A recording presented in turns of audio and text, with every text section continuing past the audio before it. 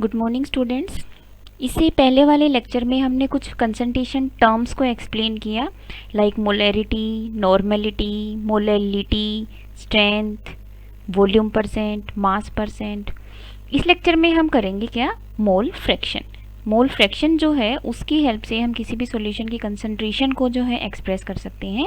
तो mole fraction होता क्या है, अगर कोई सॉल्यूशन के हमें कंपोनेंट्स के नंबर ऑफ मोल्स गिवन है तो उसके कंपोनेंट्स का मोल फ्रैक्शन हम कैसे कैलकुलेट करेंगे। तो देखिए, मान लिया ये हमारा कोई सॉल्यूशन है और इस सॉल्यूशन के अंदर दो कंपोनेंट हैं, component A and component B. जो ए है, मान लिया उसके कितने मोल हैं, 2 मोल्स हैं, और बी के कितने मोल हैं, 3 मोल हैं। बी के कितने मोल हैं, 3 मोल हैं, ठीक है ना। तो हमें क्या कैलकुलेट करना है कि जो ए है उसका मोल फ्रैक्शन क्या होगा। तो मोल फ्रैक्शन को हम स्मॉल एक्स से रिप्रेजेंट करते हैं, ठीक है ना। तो ए कंपोनेंट जो है उसका मोल फ्रैक्शन क्या होगा और कंपोनेंट बी जो है उसका मोल फ्रैक्शन क्या होगा। तो मोल फ्रैक्शन मतलब फ्रैक्शन से ही पता चल रहा है कि हमें क्या करना है, फ्रैक्शन लेना है, मतलब, और फ्रैक्शन किसका, मोल्स का। तो किसका फ्रैक्शन वो पूछ रहे हैं, ए का। तो ए के नंबर ऑफ मोल्स कितने हैं, 2। तो मोल फ्रैक्शन ऑफ ए हम कैसे निकालेंगे, नंबर ऑफ मोल्स ऑफ ए, जिसका भी फ्रैक्शन हमें निकालना है मोल फ्रैक्शन, उसके number of moles divided by total number of moles of all component, जितने भी कंपोनेंट्स हैं उन सभी के नंबर ऑफ मोल्स। तो यहां पर निकालिए, कैलकुलेट कीजिए, कितना हो जाएगा। नंबर ऑफ मोल्स ऑफ ए कितना है, 2, और टोटल कंपोनेंट कितने हैं, 2, ए और बी। तो टोटल कितना हो गया उनका, 2 + 3। तो 2/5 जो है वो हमारे पास क्या आ गया, mole fraction of A. Mole fraction of A. तो मोल फ्रैक्शन ऑफ की कोई यूनिट होती है क्या, नहीं होती, क्योंकि यहां पर क्या आया, 2 मोल, और यहां पर क्या आया, 2 + 3 मोल। तो मोल से मोल क्या हो गया, कैंसिल आउट। तो ये क्या है, यूनिट लेस है, इसकी कोई यूनिट नहीं होती है, ठीक है ना। बिल्कुल इसी तरह से अगर हमें कैलकुलेट करना है क्या, मोल फ्रैक्शन ऑफ बी, तो मोल फ्रैक्शन ऑफ बी क्या हो जाएगा, number of moles of B, जो कि कितने हैं, 3, and divided by total number of moles, और टोटल नंबर ऑफ मोल कितने हैं, 2 + 3, मतलब इसका कितना आ गया, 3/5। तो mole fraction of A and mole fraction of B की वैल्यूज इस तरह से हमने कैलकुलेट की। तो अगर हमें डिफाइन करना है, कैलकुलेट तो हम इस तरह से कर सकते हैं, लेकिन अगर हमें डिफाइन करना है कि व्हाट इज मोल फ्रैक्शन, तो क्या है मोल फ्रैक्शन। मोल फ्रैक्शन क्या है, रेशियो है। इट इज द रेशियो, किसका रेशियो है, number of moles of that component जिसका हमें मोल फ्रैक्शन निकालना है, to the total number of moles of all the component present in the solution. Solution में जितने भी कंपोनेंट्स प्रेजेंट हैं उन सभी के नंबर ऑफ मोल्स, ठीक है। तो ये है क्या, मोल फ्रैक्शन। तो जितने भी कंपोनेंट होंगे सॉल्यूशन के अंदर उन सभी के मोल फ्रैक्शंस का सम हमेशा क्या होगा, 1 के इक्वल होगा। Sum of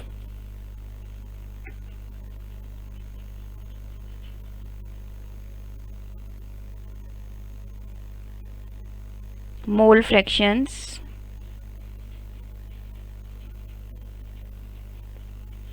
of all components of solution is always equal to 1, हमेशा 1 के बराबर होगा। जैसे अभी हमने क्या कैलकुलेट किया, मोल फ्रैक्शन ऑफ ए हमारा कितना आया, 2/5। मोल फ्रैक्शन ऑफ बी हमारा कितना आया, 3/5। अगर हम इनका सम करें, क्या, mole fraction of A plus mole fraction of B is equal to क्या, 2/5 + 3/5। तो हमारे पास कितना आएगा, 5/5, मीन्स क्या, 1। तो हमेशा जितने भी कंपोनेंट्स हैं उन सभी के मोल फ्रैक्शंस का अगर हम सम करेंगे तो हमारे पास क्या आएगा, 1 आएगा। और हमने स्टार्टिंग में कहा था कि इस चैप्टर में हमारा जो सॉल्यूशन है वो सॉल्यूशन कैसा है, बाइनरी है। मेनली हमें जितने भी एग्जाम्पल मिलेंगे वो किस तरह के सॉल्यूशन के मिलेंगे, बाइनरी सॉल्यूशन के मिलेंगे। बाइनरी सॉल्यूशन हमने पहले बताया क्या होता है, जिसके 2 कंपोनेंट होते हैं, मतलब 1 क्या होगा हमारे पास सोल्यूट होगा और 1 क्या होगा, सोलवेंट होगा। ठीक है ना।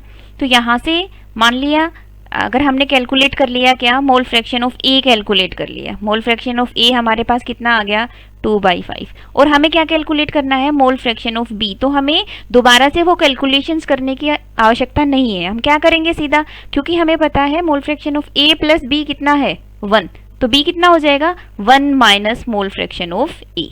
दोनों का सम 1 है इसलिए इसका हम कैलकुलेट कर सकते हैं इजीली। तो 1 माइनस 2/5 हमारे पास कितना आएगा 3/5। ठीक है ना। तो कैलकुलेट नंबर ऑफ मोल्स उसके कैलकुलेट करना और फिर उसको डिवाइड करना उसकी ज़रूरत नहीं है, हम सीधा क्या कर सकते हैं 1 minus mole fraction of 1 component. ठीक है ना। तो ये क्या है मोल फ्रैक्शन। उसके बाद क्या है आपका ppm, पार्ट्स पर मिलियन।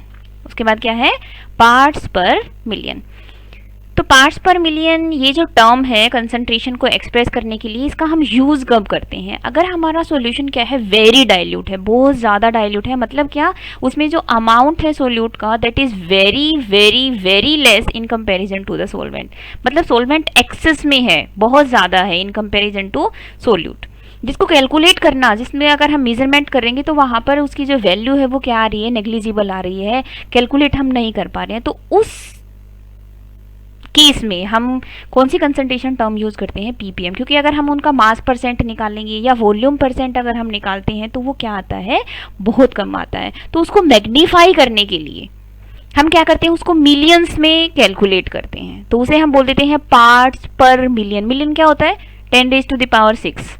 तो हंड्रेड्स में नहीं, हम परसेंट में नहीं देखते क्योंकि वहाँ पर उसकी वैल्यू जो है वो बहुत ही कम आ रही है, इसलिए हम उसको किस में मेजर कर रहे हैं ताकि उसकी वैल्यू कुछ निकल के आए, कैलकुलेट की जा सके। तो हम उसको मैग्नीफाई करने के लिए हम उसको मिलियंस में लेते हैं।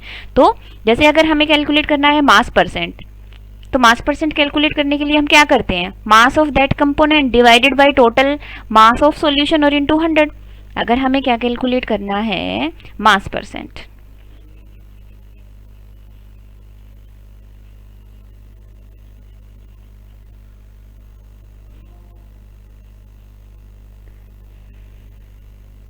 तो मास परसेंट कैलकुलेट करने के लिए हम क्या करते हैं mass of component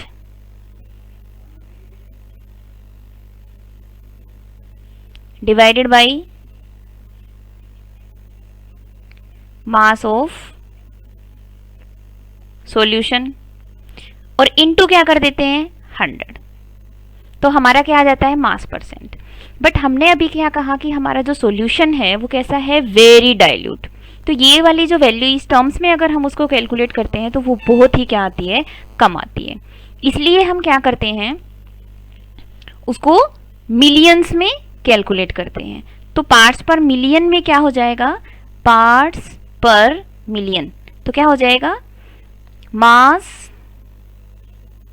of component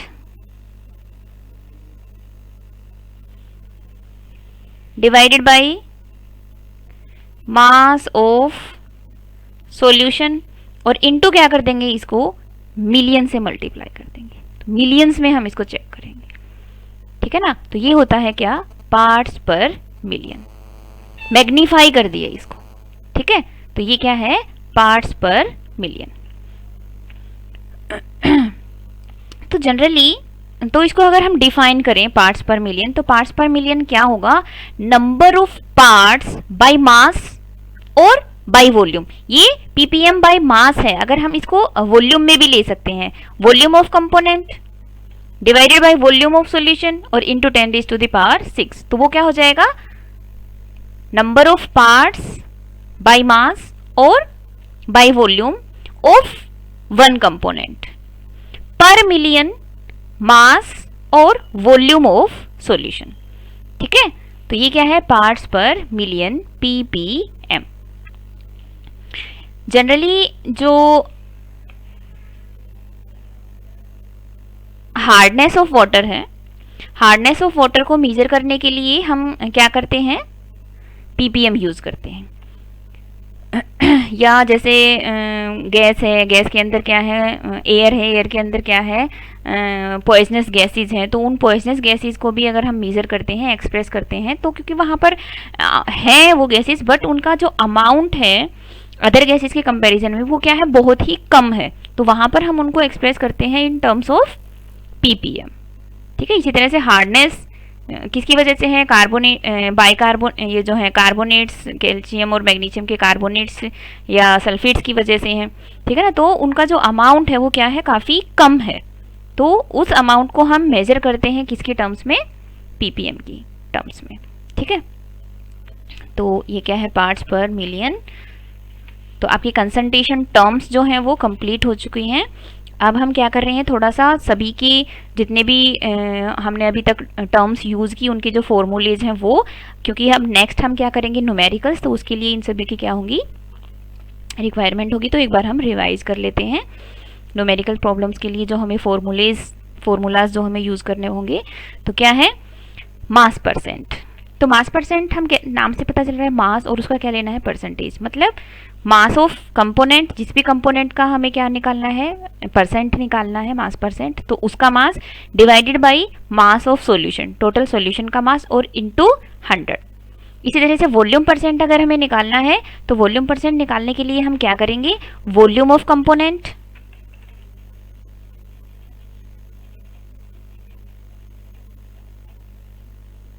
divided by volume of solution, और इनटू क्या कर देंगे हम, 100। तो ये क्या हो जाएगा, वॉल्यूम परसेंट। मास फ्रैक्शन, जैसे हमने अभी मोल फ्रैक्शन की बात की, बिल्कुल इसी तरह से मोल फ्रैक्शन भी हम निकाल सकते हैं, मास फ्रैक्शन भी हम निकाल सकते हैं। तो मास फ्रैक्शन में हम क्या लेंगे, mass of component, mass of component divided by total mass of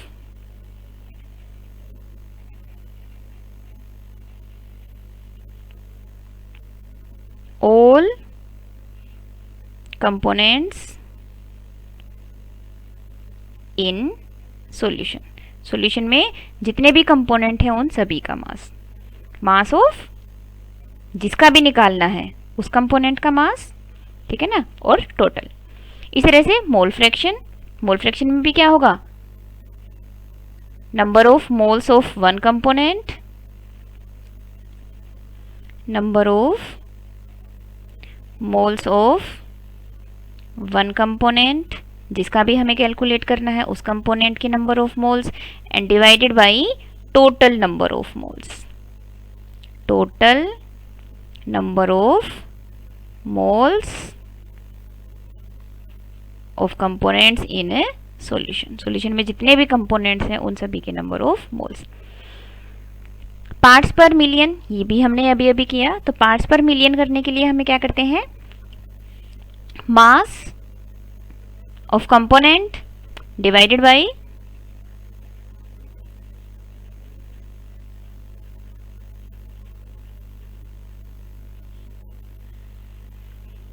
अगर मास के टर्म्स में हमें निकालना है तो हम मास ले सकते हैं, और वॉल्यूम के टर्म्स में हमें निकालना है तो हम वॉल्यूम लेंगे। तो mass of component divided by mass of solution, और इनटू हम क्या करेंगे, मिलियन 10⁻⁶। ठीक है, ये मास के टर्म्स में है। और अगर वॉल्यूम के टर्म्स में हमें निकालना है, जैसे हमने कहा एयर के अंदर पॉइजनस गैसेज का जो है कंटामिनेशन, तो वहां पर हम क्या लेंगे, वहां उनका वॉल्यूम लेंगे। तो volume of component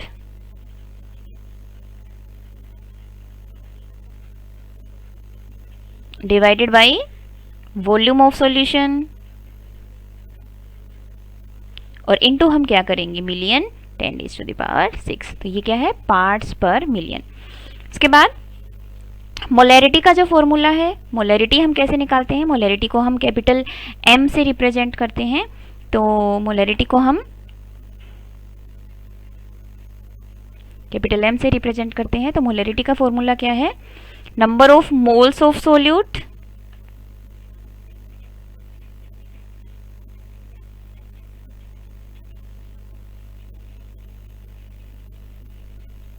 divided by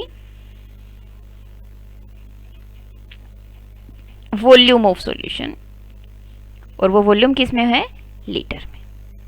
ठीक है, बिल्कुल इसी तरह से अगर हमें मोलैलिटी कैलकुलेट करना है तो मोलैलिटी क्या होता है, नंबर ऑफ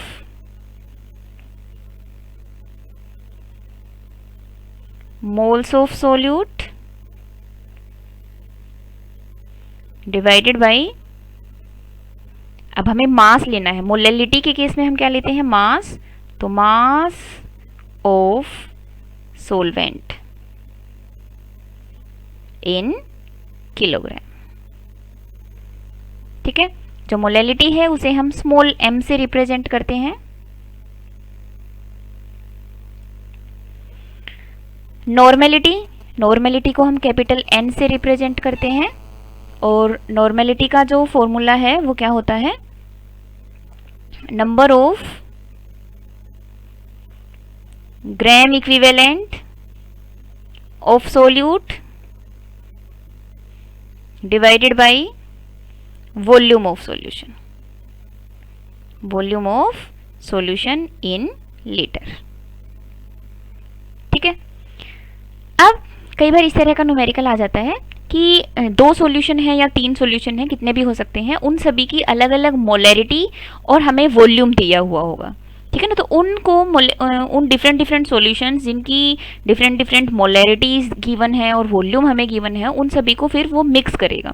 मिक्स करने के बाद पूछेगा कि अब बताइए ये जो सॉल्यूशन ऑब्टेन हुआ है after mixing these different solutions, इसकी मोलैरिटी या नॉर्मेलिटी क्या होगी। तो वहां पर आपको फॉर्मूला यूज करना है क्या,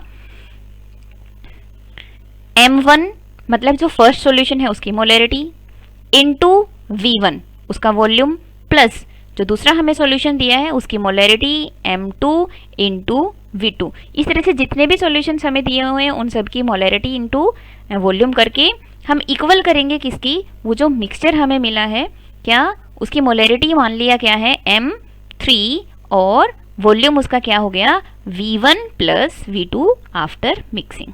ठीक है, अब ये हमें दिया हुआ है, हमें वॉल्यूम दिया है फर्स्ट सॉल्यूशन का, सेकंड सॉल्यूशन का वॉल्यूम हमें दिया है, तो यहाँ पर हम इन दोनों को ऐड कर देंगे, जो फाइनल सॉल्यूशन है उसका वॉल्यूम हमारे पास आ जाएगा। हमें क्या नहीं पता, सिर्फ मोलैरिटी नहीं पता, तो ये मोलैरिटी कैलकुलेट हम कर लेंगे, इस वॉल्यूम को इससे क्या कर देंगे, डिवाइड कर देंगे। तो आफ्टर मिक्सिंग जो हमारे पास मोलैरिटी होगी उसका जो फॉर्मूला है हमारे पास क्या आ जाएगा, M3 जो है हमारे पास क्या होगा, M1 V1 plus M2 V2, और इसको हम डिवाइड कर देंगे टोटल वॉल्यूम ऑफ सॉल्यूशन से जो हमें ऑब्टेन हुआ आफ्टर मिक्सिंग दीज 2 सॉल्यूशंस। ठीक है, बिल्कुल इसी तरह से अगर हमें वो नॉर्मेलिटी पूछता है, डिफरेंट सॉल्यूशंस को मिक्स करने के बाद नॉर्मेलिटी क्या होगी, तो वहां पर भी हम बिल्कुल इसी तरह से फॉर्मूला हम यूज करेंगे। इसको हम नॉर्मेलिटी इक्वेशन बोलते हैं और इसे हम बोलते हैं मोलैरिटी इक्वेशन।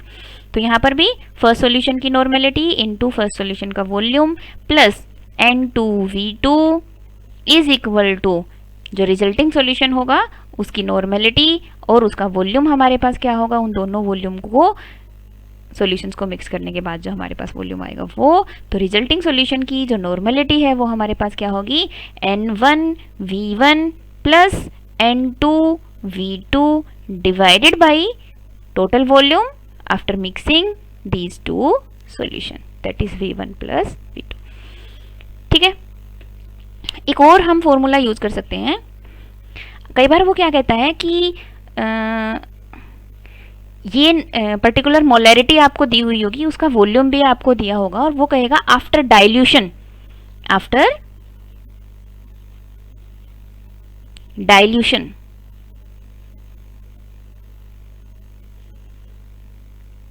मोलैरिटी जो है वो क्या होगी। तो इस तरह से आफ्टर डाइल्यूशन वो अगर पूछे तो हम वहां पर यूज करेंगे क्या, M1V1 is equal to M2V2। तो आफ्टर डाइल्यूशन उसने कहा कि वो डाइल्यूट कर दिया, और डाइल्यूट करने के बाद इसका वॉल्यूम इतना हो गया, डाइल्यूट करना समझते हो ना कि उसके अंदर हमने उसका वॉल्यूम इंक्रीज कर दिया वाटर ऐड करके। ठीक है, तो पहले वॉल्यूम कम था तो V1 पहले बता दिया उसने और उसकी मोलैरिटी भी दे दी। मान लिया उसने कहा कि 0.2 मोलर और 50 ml सॉल्यूशन था and it is diluted to 500 ml, कितना कर दिया 500 ml, तो उसकी मोलैरिटी आप बताइए। ठीक है ना, तो M1 हम यूज करेंगे V1 और डाइल्यूटेड टू 2, तो हमें सेकंड वॉल्यूम भी दे दिया, तो हमें क्या कैलकुलेट करना होगा कि डाइल्यूट करने के बाद जो है वो मोलरिटी कितनी होगी, मतलब हमें कैलकुलेट करना है M2, तो M2 की वैल्यू हमारे पास क्या आ जाएगी, M1V1 डिवाइडेड बाई क्या, V2, where V2 is the volume after dilution. V2 क्या है, V2 is volume after dilution, और V1 क्या है, बिफोर डाइल्यूशन। ठीक है, तो इतना हम करेंगे। तो अब इसे नेक्स्ट वीडियो में हम इन फॉर्मूलाज का क्या करेंगे, यूज करेंगे, और हम क्या करेंगे, न्यूमेरिकल्स करेंगे कुछ। ठीक है, तो आप इन फॉर्मूलाज को अच्छे से देखना। अच्छा, मैं कुछ रिलेशंस पे आपको अभी बता देती हूँ, कई बार रिलेशंस पे बेस्ड क्वेश्चन भी आता है, तो वो हम एक बार और देख लेते हैं, और फिर हम करेंगे नेक्स्ट लेक्चर में न्यूमेरिकल्स। ठीक है, तो सबसे पहले और जो सबसे बेसिक है रिलेशन नॉर्मेलिटी और मोलरिटी में, what is the relation between normality and molarity. तो हम सभी को पता है क्या कि normality is equal to molarity into n factor. n क्या है यहाँ पर, n फैक्टर। ये मैं आप सभी को इससे पहले वाले जो लेक्चर है उसमें अच्छे से एक्सप्लेन किया है। n फैक्टर क्या होता है, एसिड के लिए n फैक्टर क्या होता है, बेस के लिए क्या होता है, किसी सॉल्ट के लिए क्या होता है, किसी एलिमेंट के लिए क्या होता है, ये सब मैंने आपको इससे पहले वाले लेक्चर में एक्सप्लेन किया, तो वहाँ आप देख सकते हैं। तो नॉर्मेलिटी क्या होती है, मोलरिटी इनटू n। दूसरा क्या है, मोलरिटी और डेंसिटी में क्या रिलेशन है, तो ये हमने डिराइव भी किया है इससे पहले वाले लेक्चर में अच्छे से। तो अगर हमें डेंसिटी दी हुई है सॉल्यूशन की और हमें क्या दिया हुआ है, परसेंटेज दिया हुआ है, मास परसेंट दिया हुआ है, तो हम किस तरह से मोलरिटी कैलकुलेट करेंगे। तो उसके लिए फॉर्मूला क्या है, जो भी परसेंट हमें दिया हुआ है मास परसेंट, और इनटू क्या, density into 10 divided by molar mass. तो इसे हमने इसको रिप्रेजेंट किया था 10dx से। हमने पहले क्या लिखा था, 10dx divided by molar mass. इस तरह से हमने इसको इससे पहले वाले लेक्चर में रिप्रेजेंट किया। वेयर 10, ये 10 है, d क्या है, उसकी डेंसिटी है, और x क्या है, जो भी परसेंटेज हमें दिया हुआ है वो डिवाइडेड बाय मोलर मास। तो मोलरिटी और डेंसिटी में क्या रिलेशन है, अगर डेंसिटी हमें दी हुई है, मास परसेंट हमें दिया हुआ है, तो मोलरिटी कैसे निकालेंगे हम, क्या, 10dx बाय मोलर मास। बिल्कुल इसी तरह से अगर हमें डेंसिटी दिया हुआ है और हमें नॉर्मेलिटी कैलकुलेट करना है, तो हम क्या करेंगे, 10dx बाई, वहाँ पर मोलर मास है, बट नॉर्मेलिटी के केस में हम क्या लेंगे, इक्विवेलेंट वेट। क्या लेंगे, इक्विवेलेंट वेट। तो इक्विवेलेंट वेट हम कैसे कैलकुलेट करेंगे, ये भी हम इससे पहले वाले लेक्चर में, तो ये जो है पहले वाले लेक्चर से रिलेटेड है, अगर आप उसको अच्छे से करेंगे तो ही आप इसको कर पाएंगे। ठीक है, तो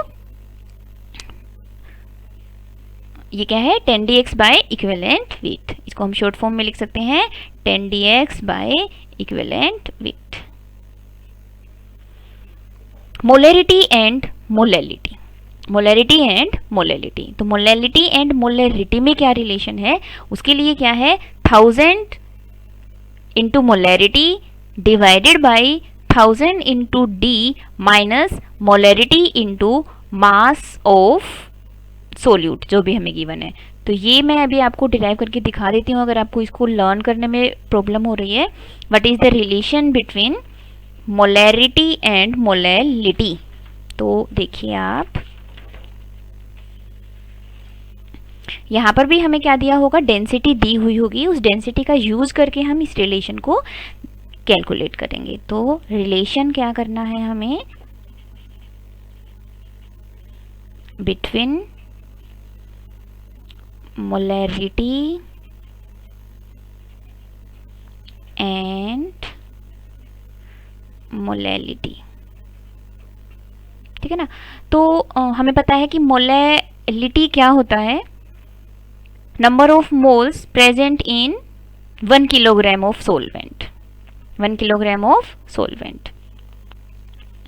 तो देखो हमें क्या हुआ है, दिया हुआ है डेंसिटी ऑफ सॉल्यूशन और मोलैरिटी ऑफ सॉल्यूशन दिया हुआ है। क्या दिया हुआ है, डेंसिटी दी हुई है, मोलैरिटी दी हुई है, हमें क्या निकालनी है, मोलैलिटी निकालनी है। तो if m is the molarity of solution, मान लिया क्या है, कैपिटल M क्या है, सॉल्यूशन की मोलैरिटी है, इट मीन्स दैट इज क्या, m moles of solute are present in कितना 1 लीटर सॉल्यूशन, या हम कह सकते हैं 1000 सेंटीमीटर क्यूबिक सॉल्यूशन, इतना सॉल्यूशन में प्रेजेंट है। ठीक है, अगर किसी सॉल्यूशन की मोलरिटी m है, m is the molarity of solution, तो उसे हम क्या से लिखेंगे कि m मोल्स जो हैं सोल्यूट के वो प्रेजेंट हैं कितने 1 लीटर सॉल्यूशन में 1000 सेंटीमीटर क्यूबिक सॉल्यूशन में। ठीक है ना। तो और डेंसिटी सॉल्यूशन की दी हुई है, एंड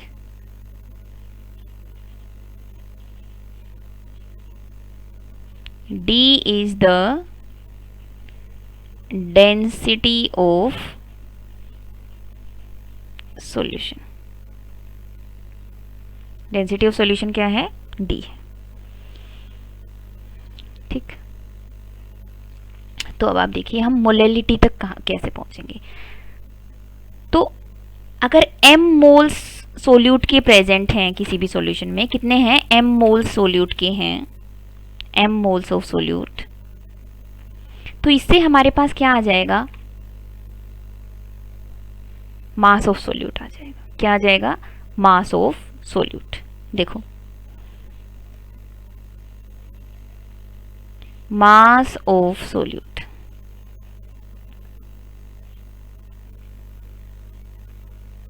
कैसे कैलकुलेट करेंगे,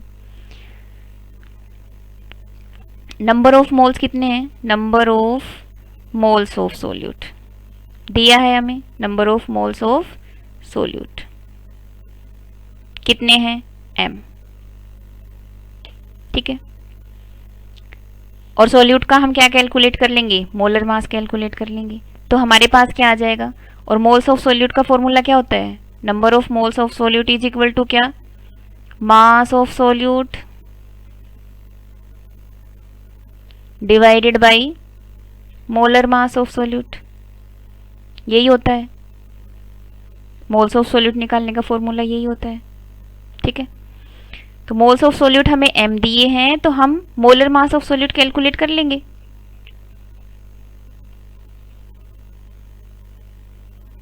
ठीक है, तो मोलर ये जो है मास ऑफ सोल्यूट, इसलिए मास ऑफ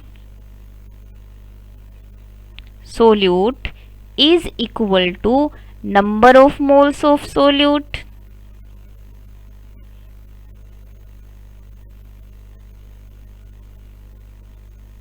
और इनटू क्या हो जाएगा, molar mass of solute.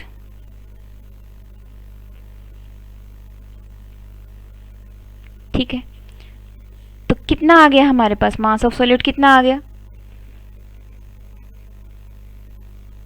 Number of moles कितने हैं m, और इनटू क्या करेंगे उसको मोलर मास ऑफ सोल्यूट से मल्टीप्लाई कर देंगे, इनटू क्या, मोलर मास ऑफ सोल्यूट। ठीक है, तो Ma क्या है, Ma हम सोल्यूट के लिए यूज कर रहे हैं, तो मोलर मास ऑफ सोल्यूट, तो मास ऑफ सोल्यूट हमारे पास आ गया। ठीक है, मास of solute,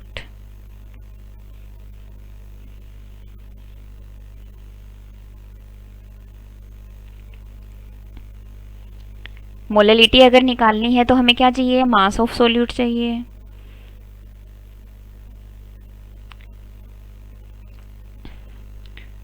mass of solvent चाहिए, मास ऑफ सोल्यूट आ गया। अब वॉल्यूम ऑफ सॉल्यूशन कितना है, ये डेंसिटी कितना दिया है d, तो मास ऑफ सॉल्यूशन आ जाएगा। अब हम निकालते हैं मास of solution, mass of solution. सबसे पहले हमने कैलकुलेट किया मास ऑफ सोल्यूट, फिर हम मास ऑफ सॉल्यूशन कैलकुलेट करेंगे। और ये सब हम कर क्यों रहे हैं, क्योंकि हमें मोलैलिटी कैलकुलेट करनी है और उसमें हमें क्या चाहिए होता है, मास ऑफ सोलवेंट। तो इन दोनों को माइनस करेंगे तो हमारे पास मास ऑफ सोलवेंट आ जाएगा। तो मास ऑफ सॉल्यूशन कितना हो जाएगा, डेंसिटी क्या होती है, मास बाय वॉल्यूम, तो मास क्या हो जाएगा, डेंसिटी इंटू वॉल्यूम। डेंसिटी कितनी है d, और वॉल्यूम कितना है 100, तो 100 सेंटीमीटर क्यूब, और इनटू क्या हो जाएगा हमारा,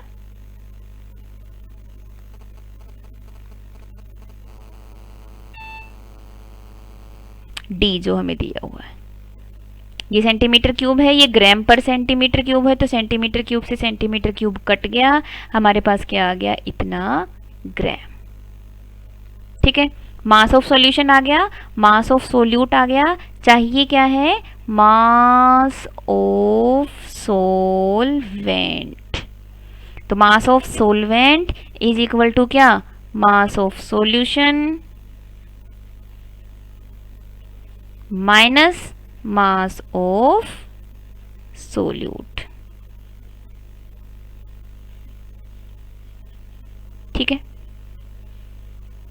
मास ऑफ सॉल्यूशन कितना है, 1000 डी, और मास ऑफ सोल्यूट कितना है, तो ये हमारे पास आ गया मास ऑफ सोलवेंट। क्या आ गया, मास ऑफ सोलवेंट, जो कि मोलेलिटी कैलकुलेट करने के लिए हमें रिक्वायर्ड था। अब देखिए, अब ये आ गया हमारे पास। अब हमें क्या करना है, फॉर्मूला लगा देना है मोलेलिटी का। मोलेलिटी का फॉर्मूला आप सभी को आता है, बोलेंगे molality is equal to number of moles of solute divided by mass of solvent.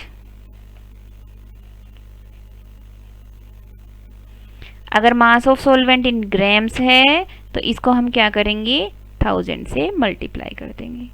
ठीक है, तो अभी देखिए आप, हमारे पास क्या क्या है, मास ऑफ सोल्यूट कितना है, m, तो m is the mass of solute, moles of solute, divided by mass of solvent. अभी अभी हमने कैलकुलेट किया, कितना आया हमारे पास, मास ऑफ सोलवेंट कितना है, 1000 d minus m into M A, और ये इंटू क्या, 1000। ठीक है, तो this is equal to molality. तो ये हमारे पास रिलेशन आ गया मोलेलिटी एंड मोलेरिटी के बीच में, जो हमने पीछे किया था, डायरेक्ट जो हम कर रहे थे। देखिए आप,